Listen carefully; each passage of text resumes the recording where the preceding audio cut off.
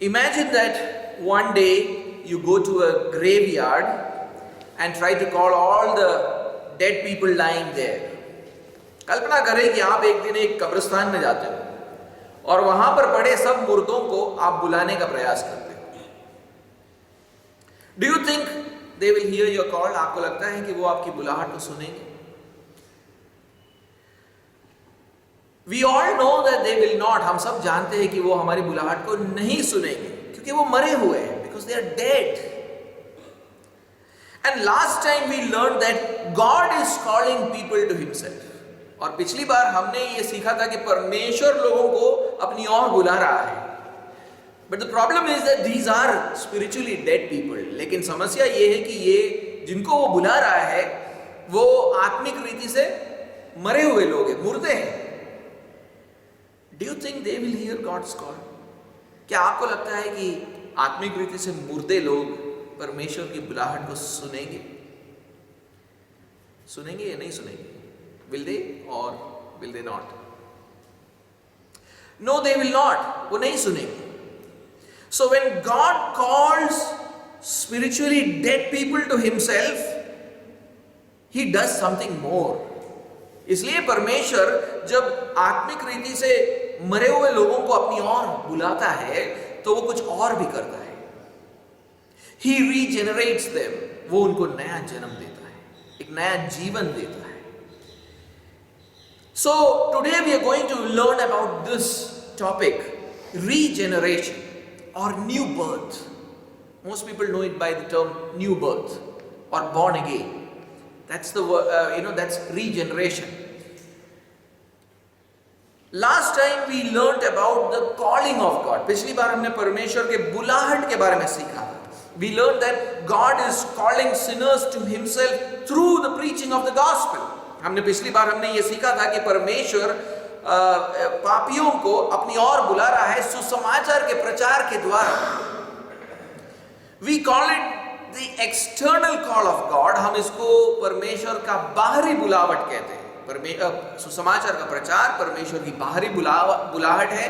The external call is the preaching of the gospel, and in many instances this invitation from God is actually rejected. और ज्यादातर समय परमेश्वर का ये जो न्योता है उसको ठुकरा दिया जाता है. Because they are spiritually deaf and are unable to understand the gospel. क्योंकि वो आत्मिक रीति से बहरे हैं और वो सुसमाचार को समझ नहीं पाते हैं. But in other instances, the Holy Spirit makes the preaching of the gospel or the external call effective for salvation. लेकिन बाकी के समय पर पवित्र आत्मा सुसमाचार के प्रचार को अर्थात इस बाहरी बुलाहट को उद्धार के प्रति प्रभावशाली बनाता है. इसका मतलब है कि लोग उस बुलाहट में परमेश्वर की वाणी को सुन पाते हैं. At that time they are able to hear the voice of God. They understand the gospel, believe in it and receive salvation. वो सुसमाचार को समझ पाते हैं, उसके ऊपर विश्वास कर पाते हैं और उद्धार को प्राप्त करते हैं. This kind of special operation of the Holy Spirit through the preaching of the gospel is called the internal call of God. पवित्र आत्मा की ये जो खास संचालन है जिसके द्वारा वो लोगों को प्रचार के द्वारा बुलाता है, इसको भीतरी बुलाहट कहा जाता है.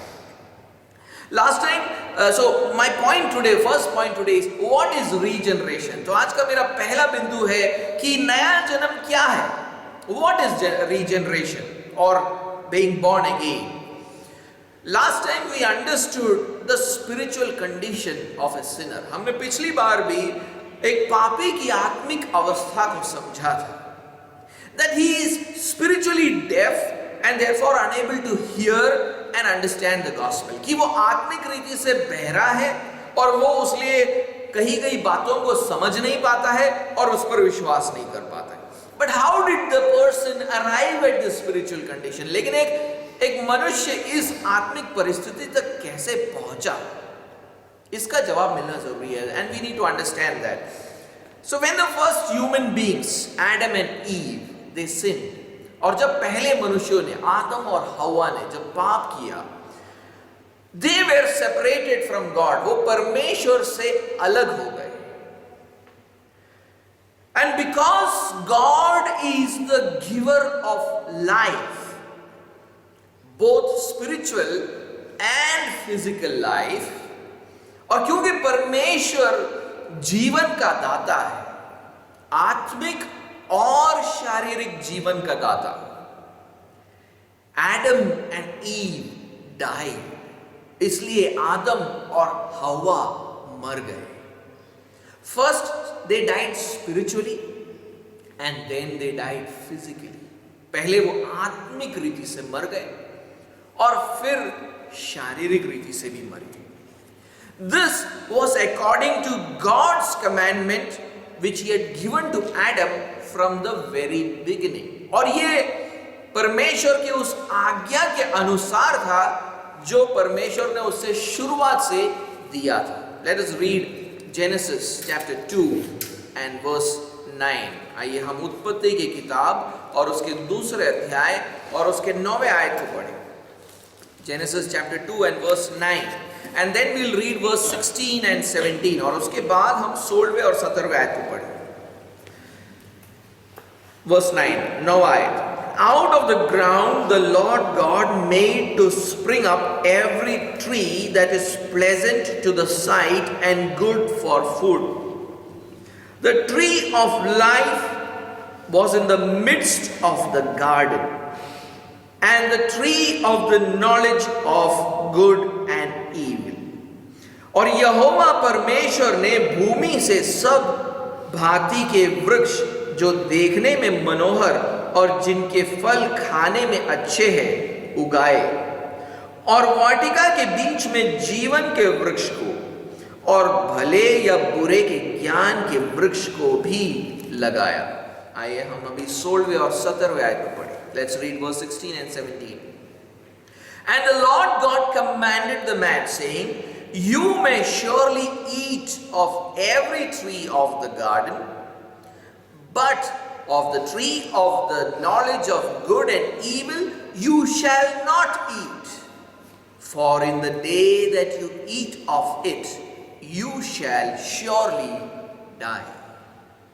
और यहोवा परमेश्वर ने आदम को यह आज्ञा दी, तू वाटिका के सब वृक्षों का फल बिना खटके खा सकता है, पर भले या बुरे के ज्ञान का जो वृक्ष है उसका फल तू कभी ना खाना, क्योंकि जिस दिन तू उसका फल खाएगा उसी दिन अवश्य मर जाएगा. And through Adam this death spread to all mankind. और आदम ने पाप किया और आदम के द्वारा ये पाप सारे मानव जाति में फैल गया. ये जो मृत्यु है उसके ऊपर जो मृत्यु आई, आत्मिक मृत्यु और शारीरिक मृत्यु, वो जो है पूरे मानव जाति में फैल गया. That is why every human being is born spiritually dead and eventually they die physically also. इसीलिए इस दुनिया में जो भी बालक जन्म लेता है वो आत्मिक रीति से मरा हुआ जन्म लेता है और उसके बाद शारीरिक रीति से भी मर जाता है. I want you to read Romans chapter 5. मैं चाहता हूं कि आप रोमियो का 5वां अध्याय पढ़े और उसका 12वां आयत. Romans chapter 5 and verse 12. Therefore, just as sin came into the world through one man, and death through sin, and so death spread to all men because all sinned. इसलिए जैसा एक मनुष्य के द्वारा पाप जगत में आया, यानी आदम के द्वारा पाप जगत में आया और पाप के द्वारा मृत्यु आई, और इस रीति से मृत्यु सब मनुष्यों में फैल गई क्योंकि सबने पाप किया. And because human beings are born spiritually dead, none of their spiritual faculties actually function. और क्योंकि मनुष्य जो है आत्मिक रीति से मरा हुआ पैदा होता है, उसकी कोई भी आत्मिक शक्तियां काम नहीं करती। They are spiritually deaf and are unable to understand the gospel. वो आत्मिक रीति से बहरे होते हैं क्योंकि वो मरे हुए हैं और वो सुसमाचार को समझ नहीं पाते हैं।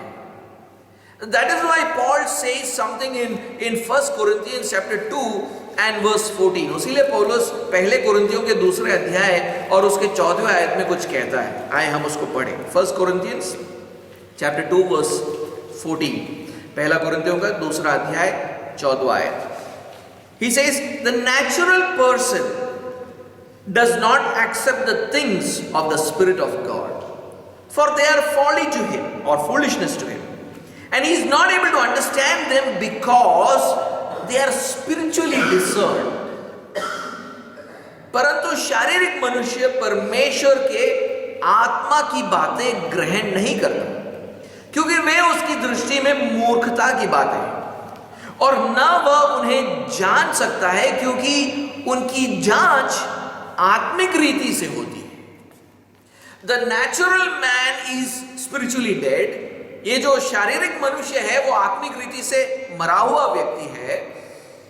He does not have the spiritual abilities to accept or understand the gospel. उसके पास वो आत्मिक शक्तियां ही नहीं है जिसके द्वारा वो सुसमाचार को ग्रहण करे अथवा उसको जान सके।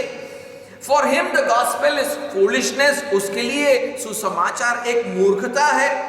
And therefore he does not do what God expects him to do. और इसलिए वो नहीं कर पाता है जिसकी अपेक्षा परमेश्वर उससे करता है। He does not accept the gospel. वो सुसमाचार को ग्रहण नहीं करता है। He rejects it and continues to live an unrepentant and sinful life. वो उस सुसमाचार को ठुकराता है और एक पश्चाताप रहित और पापमय जीवन को जीता रहता है। That is why Paul says in Ephesians chapter 2 and verse 1, and you were dead in your trespasses and sins. उसीलिए पौलुस एफेसियों के दूसरे अध्याय पहले आयत में कहता है, तुम अपने पापों और अपराधों में मरे हुए थे। So the main problem that keeps man from seeking God is a spiritually dead condition. तो वो मुख्य कारण जो मनुष्य को परमेश्वर की खोज करने से रोकता है वो ये है कि वो आत्मिक रीति से मृत अवस्था में है। Therefore, in order to make his calling effective for salvation, so even as God calls people to salvation, he is calling people, God does something more. इसलिए अपने बुलाहट को उद्धार के लिए प्रभावशाली बनाने के लिए जब परमेश्वर लोगों को बुलाता है अपनी तरफ, उद्धार का बुलाहट देता है प्रचार के द्वारा, परमेश्वर कुछ और भी करता है। क्या करता है? Along with this internal call, he also gives spiritual life to this spiritually dead man. वो तब उसी समय जब वो भीतरी बुलाहट को देता है, उसी समय उसी के साथ वो उस मृत आत्मिक रीति से मृत व्यक्ति को आत्मिक जीवन भी देता है। तब क्या होता है? Then the dead man is able to hear the call of God. तब जो है ये मरा हुआ व्यक्ति परमेश्वर के बुलाहट को सुन पाता है। He is able to understand it. वो उसको समझ पाता है और उस पर विश्वास कर पाता है। And then he is able to believe in it. So regeneration is this gracious act of God. तो ये नया जन्म परमेश्वर का वो अनुग्रहकारी कार्य है by which he gives spiritual life to the spiritually dead man, जिसके द्वारा वो आत्मिक रीति से मरे हुए व्यक्ति को आत्मिक जीवन देता है। This is called regeneration or new birth. इसको हम नया जन्म कहते हैं। मरे हुए आत्मिक रीति से मरे हुए व्यक्ति को आत्मिक जीवन देना ताकि वो परमेश्वर की बुलाहट को सुन पाए, समझ पाए और उसके ऊपर विश्वास कर पाए। Regeneration or new birth means God gives spiritual life so that his call is heard by this man. He is able to understand it and he is able to believe in the gospel. That's why he gives spiritual life. That's called regeneration. This year, India might become the most populated country in the world, overtaking China. ये साल शायद भारत दुनिया का सबसे ज़्यादा आबादी वाला देश बन जाएगा, चीन को भी पीछे छोड़ देने वाला है. All around us are so many people. हमारे चारों ओर कितने सारे लोग हैं. But the tragedy is that the vast majority of them are spiritually dead. लेकिन दुखद बात यह है कि इसमें से एक विशाल बहुमत आत्मिक रीति से मरे हुए हैं. They are dead men walking. ये मुर्दे हैं हमारे चारों ओर जो चल रहे हैं. Walking towards their physical death, जो अपने शारीरिक मृत्यु की ओर तो चल रहे हैं, but they are also walking towards their eternal death. लेकिन वो अपने अनंत मृत्यु की ओर भी चल रहे हैं, where they will experience only God's wrath forever, जहां पर वो हमेशा के लिए सिर्फ परमेश्वर के क्रोध का अनुभव करेंगे. We should be thankful to God that he has given us new spiritual life. हमें परमेश्वर को धन्यवाद देना चाहिए कि उसने हमें आत्मिक जीवन दिया है. Extremely thankful. अत्यंत धन्यवादी होना है. But the thought of billions of people going towards eternal death must keep us on our knees. लेकिन ये सोच कि अरबों लोग अनंत मृत्यु की तरफ जा रहे हैं, वो बात हमें अपने घुटनों पर लेकर आना चाहिए. We need to be praying for all these people living around us. हमें हमारे चारों ओर जो जितने लोगों को हम देखते हैं उनके लिए हमें प्रार्थना करना चाहिए. Let us pray that God would give all these people spiritual life. आए हम प्रार्थना करें कि परमेश्वर हमारे चारों ओर रहने वाले इन सारे लोगों को आत्मिक जीवन दे पाए. My next point, the relationship between internal calling and regeneration. मेरा अगला बिंदु, भीतरी परमेश्वर की भीतरी बुलाहट और नए जन्म के बीच का रिश्ता. It is important that we understand the relationship between the call of God and regeneration. ये महत्वपूर्ण है कि हम ये इस बात को समझें कि परमेश्वर की बुलाहट और नए जन्म के बीच में क्या रिश्ता है. Does internal calling of God happen before regeneration? क्या भीतरी बुलाहट पहले दिया जाता है और फिर नया जन्म होता है? Or does internal calling and regeneration happen simultaneously? या भीतरी बुलाहट और नया जन्म एक साथ होता है? To answer these questions, we must look at what the scripture says. इन बातों का उत्तर देने के लिए हमें पवित्र शास्त्र को देखना होगा. From last week's sermon, we learned that God calls sinners through the preaching of the gospel. पिछले हफ्ते के प्रचार में हमने ये सीखा कि परमेश्वर पापियों को बुलाता है सुसमाचार के प्रचार के द्वारा. In the internal call, he makes the gospel preaching effective for salvation. इस भीतरी बुलाहट के अंदर वो सुसमाचार के प्रचार को प्रभावशाली बनाता है ताकि ये मनुष्य उद्धार पे आए. So the internal call is given when the gospel is being preached. तो ये भीतरी बुलाहट को दिया जाता है जब प्रचार हो रहा होता है. तो जब मैं प्रचार करता हूं तब साथ साथ में परमेश्वर मनुष्यों को भीतरी बुलाहट भी दे रहा है. So when I am preaching the gospel to someone, God is also giving the internal call to a sinner to come to him. And the scripture teaches us that regeneration also happens when the gospel is being preached. और पवित्र शास्त्र हमें सिखाता है कि सुसमाचार प्रचार के दौरान ही नया जन्म भी दिया जाता है। तो यानी परमेश्वर, जब हम प्रचार कर रहे हैं, when we preaching the gospel to someone, God is doing two things at the same time। जब हम प्रचार कर रहे होते हैं, परमेश्वर एक ही समय पर दो बातों को कर रहा है, एक बुला रहा है और दूसरे सुनने वाले को जीवित भी कर रहा है। He is calling people sinners and at the same time he is giving them life also। So in that sense, internal calling of God and regeneration from God happens simultaneously। तो इसका ये मतलब है कि परमेश्वर की भीतरी बुलाहट एक पापी को और नया जन्म, वो दोनों एक साथ देता है। Let us read 1 Peter chapter 1 and verse 23। आइए हम पहला पत्रस दूसरा पत्रस, पहला अध्याय और 23वां आयत। 1 Peter chapter 1 verse 23। Let's read that, उसको हम पढ़ें। You have been born again, not of perishable seed but of imperishable, through the living and abiding word of God।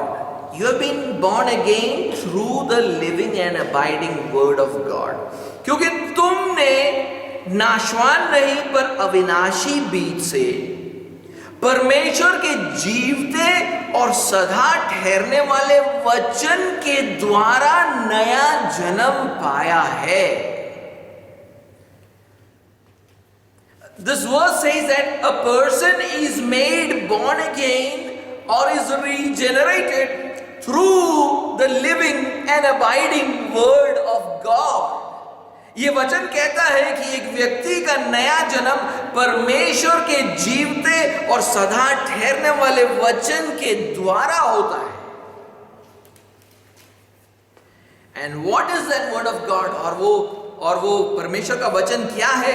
Read the second part of verse 25। 25वीं आयत के दूसरे भाग को पढ़े वहां पर। And this word is the good news that was preached to you। वहां लिखा है, और यही सुसमाचार का वचन है जो तुम्हें सुनाया गया था। The word through which God regenerates a person is the good news that was preached to him। जिस वचन के द्वारा परमेश्वर एक व्यक्ति को नया जन्म देता है, वो सुसमाचार का वचन है जो उसे सुनाया गया था। This means that when God is calling people with the good news, at the same time He also gives them new spiritual life। इसका मतलब ये है कि परमेश्वर लोगों को बुलाता है सुसमाचार के द्वारा और वही समय पर वो उन्हें नया जन्म भी देता है। This means that internal calling and regeneration or being born again happens simultaneously। इसका मतलब ये है कि भीतरी बुलाहट और नया जन्म दोनों एक साथ होता है। This can be seen in James chapter 1 and verse 18 also। Let's read that। हम इसी बात को हम याकूब के पत्र में भी पढ़ सकते हैं। James chapter 1 and verse 18। याकूब पहला अध्याय 18वां आयत। I'll be reading from the NASB translation। This is how it says। In the exercise of His will, He gave us birth by the word of truth, so that we would be a kind of first fruits among His creatures। कहता है, उसने अपनी ही इच्छा से हमें सत्य के वचन के द्वारा उत्पन्न किया यानी जन्म दिया। सत्य के वचन के द्वारा जन्म दिया ताकि हम सृष्टि की हुई वस्तुओं में से एक प्रकार के प्रथम फल हो। So when God is calling us through His word of truth, तो जब परमेश्वर अपने सत्य के वचन के द्वारा हमें बुला रहा था, He also gave us new birth। तब उसने हमें नया जन्म भी दिया। And we are able to see this clearly when Peter preached to the household of Cornelius. और इस बात को हम स्पष्टता से देख पाते हैं जब पतरस ने कुरनेलियस के घराने को प्रचार किया था. I want you to read Acts chapter 10 and verse 44. मैं चाहता हूँ प्रेरितों का कृत्य 10वां अध्याय और उसका 44वां आयत पढ़िए. Chapter 10 verse 44. While Peter was still saying these things, the Holy Spirit fell on all who heard the word. पतरस ये बातें कह ही रहा था कि पवित्र आत्मा वचन के सब सुनने वालों पर उतर आया. When do people receive the Holy Spirit? लोग पवित्र आत्मा को कब पाते हैं? When they believe in the gospel, or in other words, when they believe in Jesus. जब वो सुसमाचार पर विश्वास करते हैं तो वो पवित्र आत्मा को पाते हैं, या यीशु मसीह पर विश्वास करते हैं तब वो पवित्र आत्मा को पाते हैं. And they are able to believe only after God regenerates them, right? और वो विश्वास कब कर पाते हैं? परमेश्वर जब उनको नया जन्म देता है तो ही वो विश्वास कर पाते हैं. This means that while Peter was preaching the gospel, God regenerated them so that they believe the gospel and receive the Holy Spirit. इसका मतलब यह है कि पतरस जब सुसमाचार का प्रचार कर रहा था, परमेश्वर ने उन्हें नया जन्म दिया ताकि वो सुसमाचार पर विश्वास कर पाए और पवित्र आत्मा को पाए. So one thing is very clear, that the internal calling of God through the preaching of the gospel and regeneration or being born again happens simultaneously. तो ये बात बिल्कुल स्पष्ट हो जाती है कि सुसमाचार के प्रचार के द्वारा परमेश्वर जब लोगों को बुलाता है और नया जन्म दोनों एक साथ होता है. Whenever God does not give this internal call and regeneration, sinful people only reject the gospel. और जब परमेश्वर ये भीतरी बुलाहट और ये नया जन्म नहीं देता है तब क्या होता है? पापी मनुष्य सुसमाचार को सिर्फ ठुकराता है. But this combination of internal call and regeneration from God ensures that the listener is able to hear the voice of God, understand it and believe it. लेकिन परमेश्वर की ओर से भीतरी बुलाहट और नया जन्म ये सुनिश्चित करता है कि सुनने वाला परमेश्वर की वाणी को सुनता है, उस पर उसको समझता है और उस पर विश्वास कर पाता है. When God gives internal call and regeneration, man does not resist the call of God or resist the gospel. जब परमेश्वर ये भीतरी बुलाहट और नया जन्म देता है तब मनुष्य परमेश्वर के इस बुलाहट अथवा सुसमाचार को ठुकरा नहीं पाता है. That is why this combination of eternal call and regeneration is called the irresistible grace of God. इसलिए इस भीतरी बुलाहट और नए जन्म को के इस संयोग को परमेश्वर का अप्रतिरोधी अनुग्रह भी कहा जाता है. परमेश्वर का अप्रतिरोधी अनुग्रह भी कहा जाता है. मनुष्य इसका प्रतिरोध नहीं कर पाता है. परमेश्वर के इस प्रकार के अनुग्रह का प्रतिरोध वो नहीं कर पाता है. Man is not able to resist this grace of God, this internal call and this new birth, this grace of God, ensures that man is not able to resist the gospel. Irresistible does not mean that human beings are responding to the gospel against their free will. अप्रतिरोधी या प्रतिरोध ना कर पाए इसका मतलब ये नहीं है कि मनुष्य सुसमाचार पर अपनी प्रतिक्रिया अपने इच्छा के विरुद्ध होकर करता है. नहीं, ऐसा नहीं है. Rather, God opens their spiritual ears so that they are able to understand the gospel. And then the listener makes a voluntary, willing choice to believe in the gospel. बल्कि परमेश्वर उनके आत्मिक कानों को खोलता है, वो उसको समझ पाता है और इसके बाद सुनने वाला एक स्वैच्छिक चुनाव करता है सुसमाचार पर विश्वास करने का। When I think about this, जब मैं इसके बारे में सोचता हूं, I'll say, what a noble task God has given us. परमेश्वर ने हमें कितना उत्तम काम दिया है। He has appointed us to preach the gospel. उसने हमें नियुक्त किया है सुसमाचार का प्रचार करने के लिए। When we are preaching the gospel, we must realize that something supernatural might be happening through it. जब भी हम सुसमाचार का प्रचार करते हैं, हमें यह समझना होगा कि इसके द्वारा शायद एक अलौकिक घटना वहां पर घट रही है। A spiritually dead man might hear the call of God, understand it, and will start his journey towards God's heavenly presence. जब कोई मनुष्य हमारे इस सुसमाचार को सुनता है, तो हो सकता है कि शायद उसकी वो आत्मिक रीति से जो मरा हुआ व्यक्ति है, वो तब वो जीवित हो उठता है और वो समझता है और वो परमेश्वर के स्वर्गीय उपस्थिति की ओर अपने सफर की शुरुआत करता है। And he will, and God is rescuing people who are walking towards hell.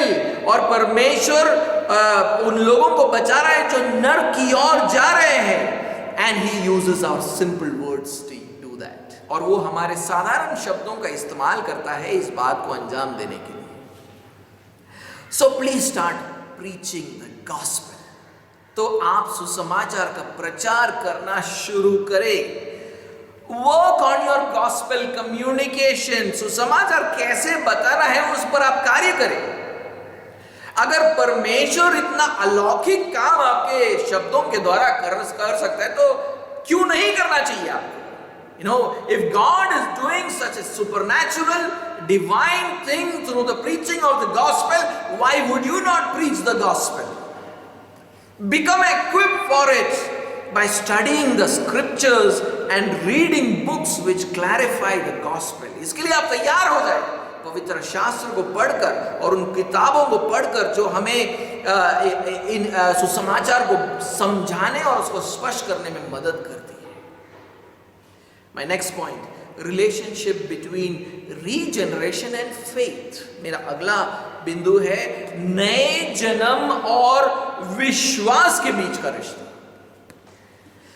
By now you have understood that a person has to be regenerated before he has faith in the gospel or has faith in Jesus. अभी तक आप समझ चुके हैं कि एक व्यक्ति नया जन्म पाने के बाद ही सुसमाचार पर विश्वास करता है अथवा यीशु मसीह पर विश्वास करता है, which means that regeneration precedes faith. जिसका मतलब यह है कि नया जन्म पहले होता है और विश्वास बाद में होता है। But many churches don't teach this. लेकिन अधिकतर कलीसियां ये नहीं सिखाती हैं। They say faith precedes regeneration. वो बोलते हैं कि पहले विश्वास होता है तब तुम्हारा नया जन्म होता है। You would have heard, people saying that if you believe in Christ as your Savior, then you will be born again. आपने लोगों को बोलते हुए सुना होगा कि अगर आप मसीह यीशु को उद्धारकर्ता मानोगे, तब आप नया जन्म पाओगे। That is wrong. वो गलत है। Scripture never teaches that. पवित्र शास्त्र कभी ऐसा नहीं सिखाता है। Scripture teaches us that only after God regenerates a person or gives him new spiritual life, he is able to believe in the gospel. He is able to believe in Jesus. पवित्र शास्त्र हमेशा हमें यह सिखाता है कि परमेश्वर एक व्यक्ति को नया जन्म देता है, तब वो सुसमाचार के ऊपर विश्वास कर पाता है अथवा यीशु मसीह के ऊपर विश्वास कर पाता है।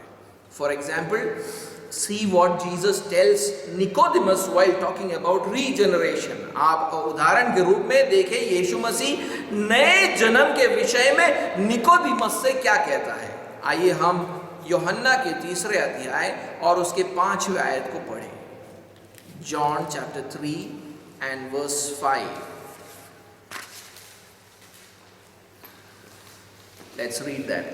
Jesus answered, "Truly, truly, I say to you, unless one is born of water and the Spirit, he cannot enter the kingdom of God." यीशु ने उत्तर दिया, मैं तुझसे सच सच कहता हूं, जब तक कोई मनुष्य जल और आत्मा से न जन्मे तो वो परमेश्वर के राज्य में प्रवेश नहीं कर सकता। Before someone enters the kingdom of God, he must be born again or born of the Spirit, as Jesus says there. कोई भी व्यक्ति परमेश्वर के राज्य में प्रवेश करने से पहले आत्मा से जन्मा हुआ होना चाहिए या उसका नया जन्म हुआ होना चाहिए। How does one enter the kingdom of God? एक व्यक्ति परमेश्वर के राज्य में कैसे प्रवेश करता है? How does a person enter the kingdom of God? एक व्यक्ति परमेश्वर के राज्य में कैसे प्रवेश करता है? By believing in the gospel or by believing in Jesus. सुसमाचार के ऊपर विश्वास करने से, यीशु मसीह पर विश्वास करने से वो परमेश्वर के राज्य में प्रवेश करता है। That is why Jesus said in Mark chapter 1 verse 15, "The time is fulfilled and the kingdom of God is at hand. Repent and believe in the gospel." उसीलिए यीशु मसीह मरकुस के पहले अध्याय 15वें आयत में कहता है, समय पूरा हुआ है, परमेश्वर का राज्य निकट आ गया है, मन फिराओ और सुसमाचार पर विश्वास करो। We enter the kingdom of God by repenting and believing in the gospel. हम मन फिराव करके और सुसमाचार पर विश्वास करने से हम परमेश्वर के राज्य में प्रवेश करते हैं। So what is Jesus saying here now in John chapter 3 verse 5? तो यीशु मसीह यूहन्ना के 3 अध्याय 5वें आयत में क्या कह रहा है?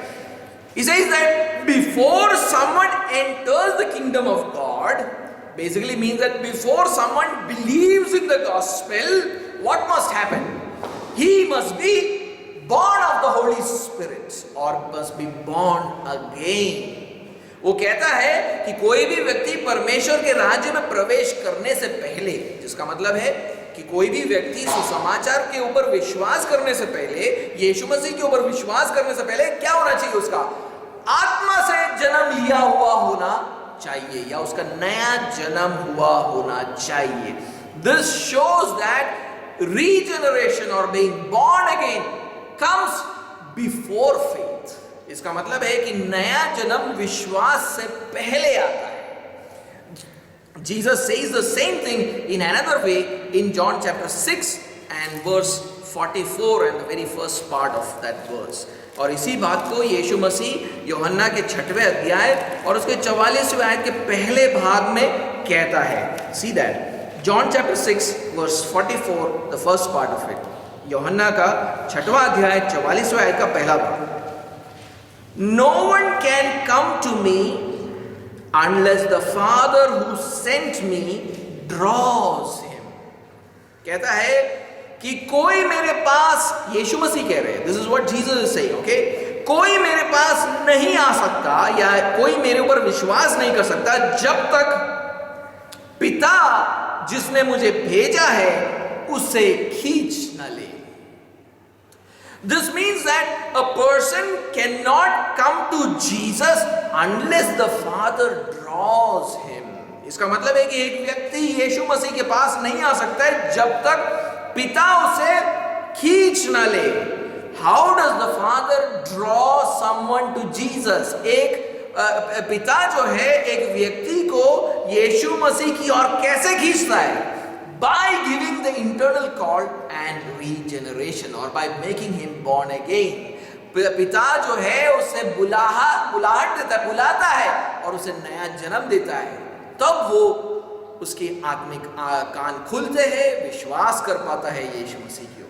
That's when he hears the gospel, understands it and comes to Jesus. But many people flip this order of regeneration and thereafter faith for a reason.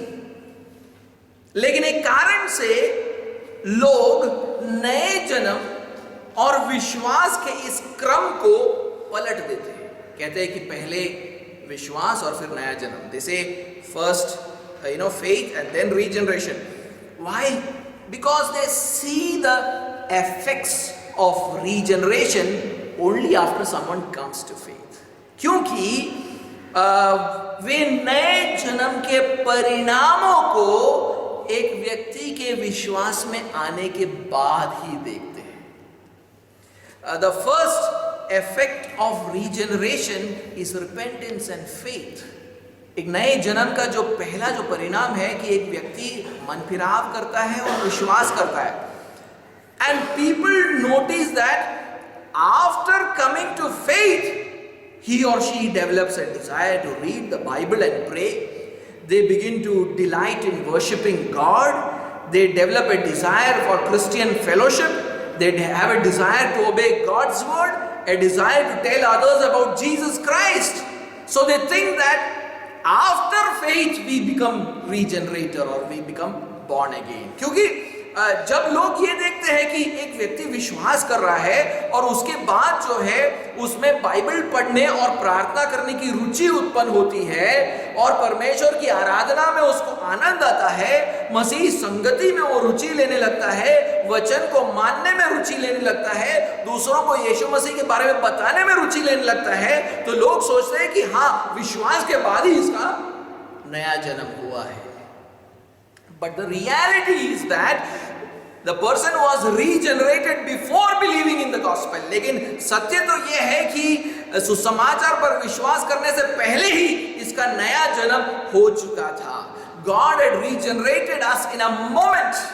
परमेश्वर ने एक ही पल में हमें नया जीवन दे दिया था. It does not take a long time. Regeneration does not take a long time. देखिए बहुत समय नहीं लगता है परमेश्वर को नया जीवन देने में. It is not a process. ये कोई एक प्रक्रिया नहीं है. It is an event which happens in a moment. ये घटना है जो एक पल में पूरा हो जाता है. And it happens inside of us, और वो हमारे अंदर होता है. And therefore nobody knows when we are regenerated. इसलिए कोई जान नहीं पाता है जब हमारा नया जीवन हो जाता है, जब परमेश्वर हमें नया जीवन देता है, नया जन्म देता है. But they know that we are regenerated when they see the effects of regeneration in our life. लेकिन वो जानते हैं कि हमने नया जन्म पाया है जब वो उसके परिणामों को हमारे जीवन में देखने लगते हैं. That is why Jesus says regeneration is like wind. उसीलिए यीशु मसीह कहता है कि नया जन्म हवा के समान है. कैसे? How? We cannot see the wind. हम हवा को देख नहीं पाते हैं. We know it only by its effects. हम उसके सिर्फ परिणामों से हम जान सकते हैं कि हवा चल रही है. When we hear the sound of the wind, we know that there is wind outside. जब हम उसके आवाज को सुनते हैं तो हम जानते हैं कि हवा चल रही है. I want you to read John chapter 3 verse 7 to 8. मैं चाहता हूं कि आप यूहन्ना के 3 अध्याय और उसके 7वें और 8वें आयत को पढ़ें. John chapter 3 verse 7 and 8. Do not marvel. This is what Jesus is saying. यीशु मसीह कह रहा है, do not marvel that I said to you, you must be born again. The wind blows where it wishes and you hear its sound, but you do not know where it comes from or where it goes. So it is with everyone who is born of the Spirit. You cannot see the wind blowing from there to here or from here to there, but when you hear the sound, you know that the wind is blowing. Jesus says in the same way with regeneration. You cannot see regeneration, but by its effects, you can know that a person is regenerated. यीशु मसीह कह रहा है कि तुम देख नहीं सकते कि हवा इस तरफ से उस तरफ जा रहा है, हवा इस तरफ से उधर जा रहा है, लेकिन उसके परिणामों से, उसके आवाज को सुनकर तुम जान सकते हो कि हवा चल रही है. उसी तरह एक व्यक्ति जो है उसके वो जब नया जन्म पाता है तो उसको हम जान नहीं सकते कि उसका नया जन्म हो गया है, लेकिन उसके जीवन के परिणामों से हम जान सकते हैं कि उसका नया जन्म हो गया है। एंड माय लास्ट पॉइंट, आखिरी point, the effects of regeneration, नए जन्म के परिणाम। So what are the effects of regeneration in our lives? तो हमारे जीवन में नए जन्म के क्या परिणाम होते हैं? How do we know that a person is truly regenerated? कैसे हम जान सकते हैं कि एक व्यक्ति का सच में नया जन्म हुआ है? The first effect, as I said, is repentance and faith. जैसे कि मैंने कहा कि पहला जो परिणाम है वो है मन फिराव और विश्वास करना। You see a good example of this in Acts chapter 16 and verse 14. इसका एक अच्छा उदाहरण आप पाओगे प्रेरितों के कृत्य उसके 16वें अध्याय और उसके 14वें आयत में। Acts chapter 16 and verse 14. Let's read that. One who heard us was a woman named Lydia from the city of Thyatira, a seller of purple goods, who was a worshipper of God. The Lord opened her heart to pay attention to what was said by Paul. Notice that clearly. The Lord opened her heart to pay attention to what was said by Paul. लुदिया नामक थुआथिरा नगर की बैंजनी कपड़े बेचने वाली एक भक्त स्त्री सुन रही थी। जब पौलुस सुसमाचार का प्रचार कर रहा था वो सुन रही थी। प्रभु ने उसका मन खोला कि वह पौलुस की बातों पर चित्त लगाए। In the second part of this verse it is written, the Lord opened Lydia's heart. यहां पर लिखा है दूसरे भाग में कि प्रभु ने उसका मन खोला। This is referring to the Lord's work of internal work and regeneration. ये परमेश्वर के उस भीतरी बुलाहट या नए जन्म के देने को दर्शाता है। And then what happens? उसके बाद क्या होता है? She responds or gives attention to what Paul was saying. तब वो पौलुस के बातों पर चित्त लगा पाई। Now you are seeing the effects of the internal call or regeneration. अब आप भीतरी बुलाहट और उस नए जन्म के परिणामों को देख रहे हो। Her spiritual ears are opened. उसके आत्मिक कान खुल गए। She understands what she is hearing. वो जो बातों को उसने सुना उसको वो समझा। And then puts her faith in Jesus Christ. और उसके बाद वो यीशु मसीह पर विश्वास करती है। Because immediately after that, in verse 15 says, she and her household were baptized. तुरंत फिर 15वें आयत में लिखा गया है उसने अपने घराने समेत बपतिस्मा लिया। Those who believed were baptized. जिन्होंने विश्वास किया था उनको बपतिस्मा दिया जाता था। So the first effect of regeneration is repentance and faith. तो नए जन्म का पहला परिणाम है मन फिराव और विश्वास करता है व्यक्ति। And John says this in his first epistle also, और यूहन्ना इसको अपने पहले पत्र में भी कहता है। Let's read 1 John chapter 5 and verse 1 and the very first part of it. पहला यूहन्ना 5वां अध्याय और पहले आयत का पहला भाग। 1 John chapter 5 verse 1, पहले यूहन्ना 5वां अध्याय पहला आयत। Everyone who believes that Jesus is the Christ has been born of God. That means everyone who believes Jesus shows that he has been born of God. वहां पर लिखा है जिसका यह विश्वास है कि यीशु ही मसीह है वो परमेश्वर से उत्पन्न हुआ है। यानी कहने का मतलब है कि उसका विश्वास इस बात को दर्शाता है कि उसका नया जन्म हो चुका है। Did you bring a friend to listen to the gospel on Christmas Day? क्या आप एक दोस्त को लेकर आए थे क्रिसमस के दिन पर सुसमाचार को सुनने के लिए? Did he or she come to church with a lot of doubts and skepticism? क्या वो कलीसिया में उस दिन बहुत ही शंकाओं और अविश्वास के साथ आया था? But after the meeting, he or she is showing signs that they believe in the gospel. लेकिन उस मीटिंग के बाद वो सुसमाचार पर विश्वास करने के लक्षण दर्शा रहे हैं। And they want to know more about the gospel. वो पूछ रहे हैं आपसे और दे वांट मोर इंफॉर्मेशन, वो आपसे और जानना चाहते हैं सुसमाचार के बारे में। व्हाट हैपेंड, क्या हुआ होगा? Very good chance that the Lord has opened his और हर हार्ट। बहुत एक अच्छी संभावना यह है कि प्रभु ने उसके मन को खोला है। He has moved from spiritual death to spiritual life. वो व्यक्ति आत्मिक रीति से मृत अवस्था से आत्मिक जीवन में प्रवेश कर चुका है।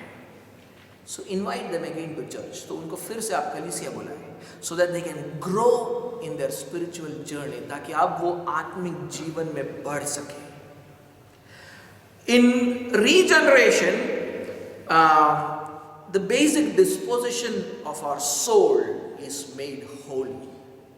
नए जन्म में हमारे आत्मा का जो मूल स्वभाव है उसको पवित्र बना दिया जाता है। When we were spiritually dead, the basic disposition of our soul was to sin. हम जब आत्मिक रीति से मरे हुए थे तो हमारी आत्मा का मूल स्वभाव क्या था? पाप को करना था। In other words, to disobey God's commandments. दूसरे शब्दों में बोलूं तो परमेश्वर की आज्ञाओं को आप नहीं मानते थे। See what Paul says in Ephesians chapter 2 and verse 1 and 2. देखिए पौलुस एफेसियों के दूसरे अध्याय और उसके पहले दो आयत में क्या कहता है। Ephesians chapter 2 verse 1 and 2. एफेसियों का दूसरा अध्याय पहले दो आयत। And you were dead in the trespasses and sins in which you once walked, following the course of this world, following the prince of the power of the air, the spirit that is now at work in the sons of disobedience. उसने तुम्हें भी जिलाया जो अपने अपराधों और पापों के कारण मरे हुए थे, जिनमें तुम पहले इस संसार की रीति पर और आकाश के अधिकार के हाकिम अर्थात उस आत्मा के अनुसार चलते थे जो अब भी आज्ञा न मानने वालों में कार्य करता है। यानी मरा हुआ व्यक्ति आज्ञाओं को नहीं मानता है। The spiritually dead man is a disobedient man. He does not listen to the commandments of God. But after regeneration, we do not keep on sinning. लेकिन नया जन्म होने के बाद एक व्यक्ति लगातार फिर पाप नहीं करता है। We begin to live victoriously over sin. इसके बाद हम एक पाप के ऊपर एक विजय जीवन जीने लगते हैं। We begin to live holy lives. हम एक पवित्र जीवन जीने लगते हैं। This is the next effect of regeneration. नए जन्म का अगला जो परिणाम है वो ये है। A man begins to live holy life. He begins to obey the commandments of God. एक मनुष्य पवित्र जीवन जीने लगता है, वो परमेश्वर की आज्ञाओं को मानने लगता है। I want you to read 1 John chapter 3 and verse 9. मैं चाहता हूँ कि आप पहले यूहन्ना तीसरा अध्याय और उसके 9वें आयत को पढ़ें।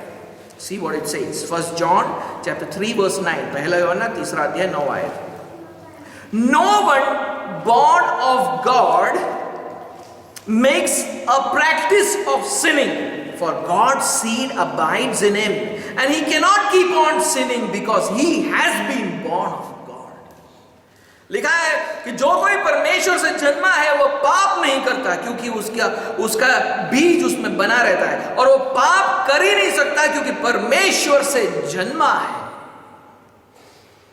This does not mean that we become perfect. इसका मतलब ये नहीं कि हम बिल्कुल सिद्ध हो जाते हैं, but our pattern of life has changed. लेकिन हमारे जीवन का जो जीने का जो तरीका है वो बदल जाता है। We do not keep on sinning. हम एक पाप करने की प्रवृत्ति बना नहीं लेते हैं। We do not continually indulge in sin. हम लगातार पाप नहीं करते रहते। Rather we become obedient to the scriptures. बल्कि हम पवित्र शास्त्र में की तरफ प्रति आज्ञाकारी बनते हैं। Another effect of regeneration is that we begin to love fellow Christians. नए जन्म का एक तीसरा परिणाम ये है कि हम अपने सहविश्वासियों से प्रेम करते हैं। We begin to enjoy fellowship with our Christian brothers and sisters. हमें हमारे मसीही भाइयों और बहनों के साथ संगति करने में आनंद आता है। आता है या नहीं आता है? Read 1 John chapter 3 and verse 14. पहला यूहन्ना 3 अध्याय 14वें आयत को पढ़ें. We know that we have passed out of death into life because we love the brothers. लिखा है, हम जानते हैं कि हम मृत्यु से पार होकर जीवन में पहुंचे हैं क्योंकि हम भाइयों से प्रेम रखते हैं. The sign that we have passed from spiritual death to spiritual life is that we love our Christian brothers and sisters. आत्मिक मृत्यु से आत्मिक जीवन में प्रवेश करने का लक्षण यह है कि हम अपने मसीही भाइयों और बहनों से प्रेम करते हैं. If we have no love for our fellow Christians, it is a sign that we are still in the condition of spiritual death. अगर हम अभी भी अपने दूसरे मसीही भाइयों और बहनों से प्रेम नहीं करते तो वो इस बात को दर्शाता है कि हम अभी भी आत्मिक रीति से मृत अवस्था में है. How much love do you have for your brothers and sisters? अपने भाइयों और बहनों से कितना प्रेम करते हो? या ऐसा है कि ये दरवाजे से निकलते ही उनके बारे में भूल जाते हो, फिर नेक्स्ट संडे याद आता है? उनके साथ संगति करने के लिए कितनी उत्सुकता होती है? How much do you desire to be in fellowship with them through the week? ये आपके प्रेम को दर्शाता है. It shows your love towards your brothers and sisters. Another effect of regeneration is that we are then protected from Satan and his forces. नए जन्म का एक और परिणाम ये है कि हम शैतान और उसके ताकतों से हमको बचा के रखा जाता है. Read 1 John chapter 5 and verse 18. पहला यूहन्ना 5 अध्याय 18 आयत पढ़ें. 1 John chapter 5 verse 18. पहला यूहन्ना 5 अध्याय 18 आयत. We know that everyone who has been born of God does not keep on sinning, but he who was born of God protects him, and the evil one does not touch him. हम जानते हैं कि जो कोई परमेश्वर से उत्पन्न हुआ है वो पाप नहीं करता, परंतु जो परमेश्वर से उत्पन्न हुआ है उसे वह बचाए रखता है और वह दुष्ट उसे छूने नहीं पाता. This verse is talking about those who have been born of God. या ये जो आयत है वो नए जन्म पाए हुए लोगों की बात कर रहा है. They do not live in continual sin. वो लगातार पाप में नहीं रहते. फिर क्या कहा गया है? What does the verse say? It says, he who was born of God, that means Jesus, keeps him and the evil one does not touch him. वो कहा गया है जो परमेश्वर से उत्पन्न हुआ है अर्थात यीशु मसीह, उसे वो हमें बचाए रखता है और वो दुष्ट उसे छूने नहीं पाता है. This means that Jesus Christ protects the born again person from the devil and his forces. इसका मतलब ये है कि यीशु मसीह नए जन्म पाए हुए लोगों को शैतान और उसके ताकतों से बचा कर रखता है. They try to attack him, these forces try to attack him, but he remains protected. ये आत्मिक दुष्ट आत्मिक ताकतें हैं, वो नए जन्म पाए हुए लोगों के ऊपर को हानि पहुंचाना चाहते हैं, वो वार करते हैं, लेकिन उनको बचा के रखा जाता है. That is why after talking about regeneration, Paul says this in Ephesians chapter 2:6. इसीलिए नए जन्म के बारे में बात करने के बाद देखिए पौलुस एफेसियों के दूसरे अध्याय 6वें आयत में क्या बोलता है. I want you to read Ephesians chapter 2 verse 5 and verse 6. मैं चाहता हूं कि आप एफेसियों के दूसरे अध्याय और उसके 5वें और 6वें आयत को पढ़ें. Even when we were dead in our trespasses, God made us alive together with Christ. By grace you have been saved. And then see what he says. And raised us up with him, that means with Jesus, and seated us with him in the heavenly places in Christ Jesus. वो लिखता है जब हम अपराधों के कारण मरे हुए थे तो हमें मसीह के साथ जिलाया, अनुग्रह से तुम्हारा उद्धार हुआ है और मसीह यीशु के साथ उसके साथ उठाया और स्वर्गीय स्थानों में उसके साथ बैठाया गया है. Spiritually we have been raised up with Christ and seated with him in the heavenly places. लिखा गया है कि आत्मिक रीति से हमें उठाया गया और यीशु मसीह के साथ स्वर्गीय स्थानों में बिठाया गया. क्या करते हैं हम वहां पर? What do we do there? We reign with Jesus over all the evil spiritual forces. हम वहां पर बैठकर इस दुनिया के शैतान और उसके दुष्ट आत्मिक ताकतों के ऊपर राज्य करते हैं. Satan and his entire army, शैतान और उसकी सेना के ऊपर. This happens because we are in Christ. ये इसलिए होता है क्योंकि हम मसीह में हैं, हमने मसीह में विश्वास किया है. This is also another effect of our generation, regeneration. ये भी हमारे नए जन्म का परिणाम है. Do you find all these effects in your life? क्या आप इन परिणामों को आप अपने जीवन में देख पा रहे हो?